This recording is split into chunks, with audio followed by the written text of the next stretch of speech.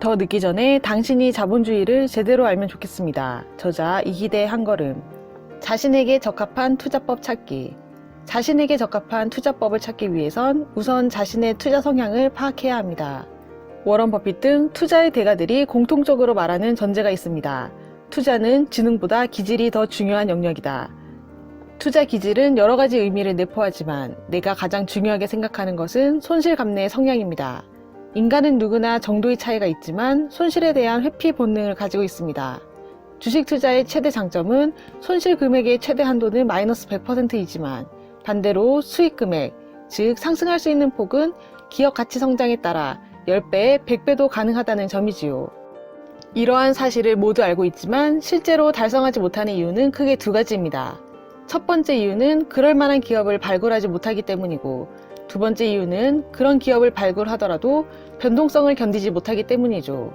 아마존, 애플, 구글, 마이크로소프트는 주식시장에 상장된 이후 장기적으로 엄청난 주가 상승률을 보였습니다. 아마존은 약 1600배, 애플은 약 700배, 구글은 약 30배, 마이크로소프트는 약 15배 상승했습니다.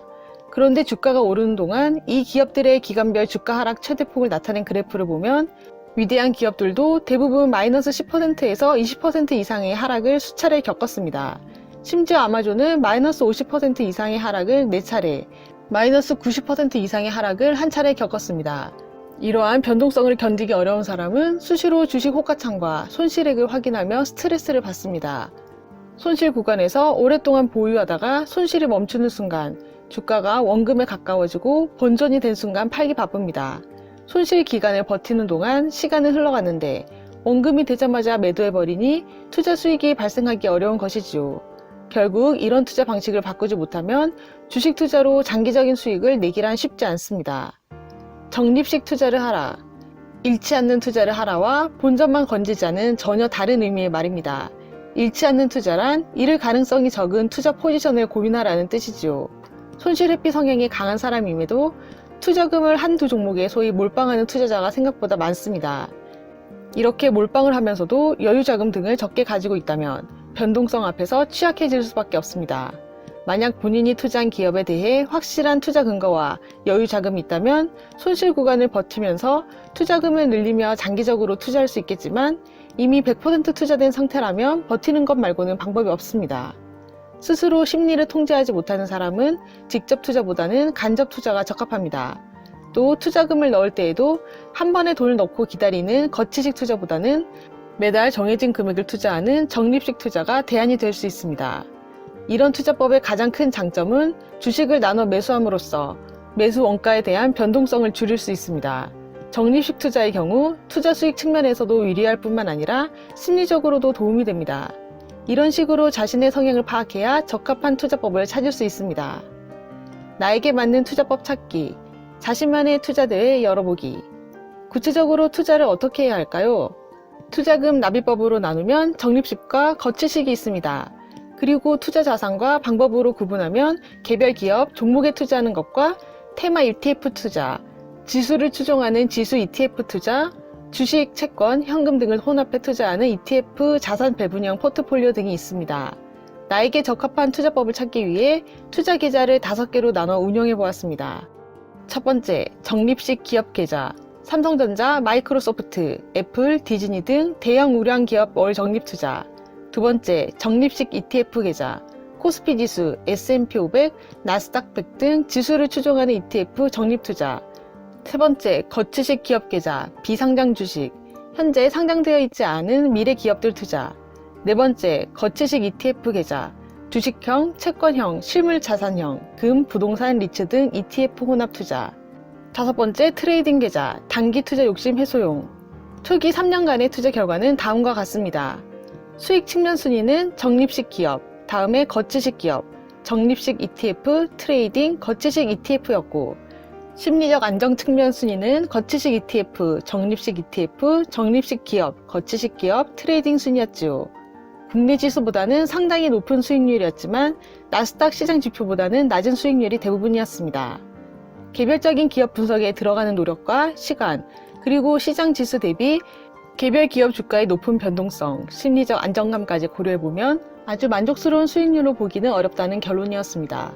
결국 개별 기업 주식에 투자한다는 것은 시장 수익률보다 높은 수익률을 추구한다는 것이고, 그만큼 유의미하게 시장을 이기는 수익률을 내기가 정말 쉽지 않다는 결과이기도 합니다.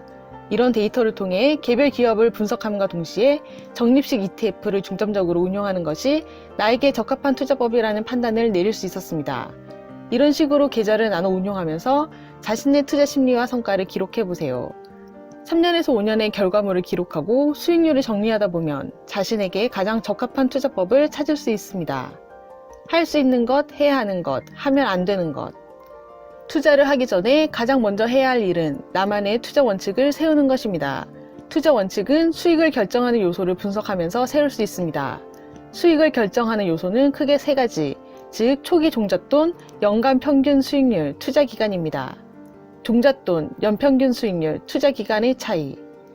케이스 1. 종잣돈의 크기에 따른 최종 자산, 연평균 수익률 7%.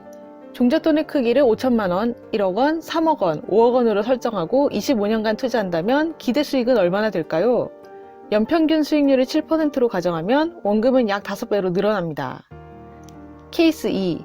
종잣돈 1억원, 연평균 수익률이 다를 경우 1억원의 종잣돈을 25년간 투자했습니다. 연평균 수익률이 7%, 10.5%, 14%, 21%라면 기대 수익은 얼마나 될까요?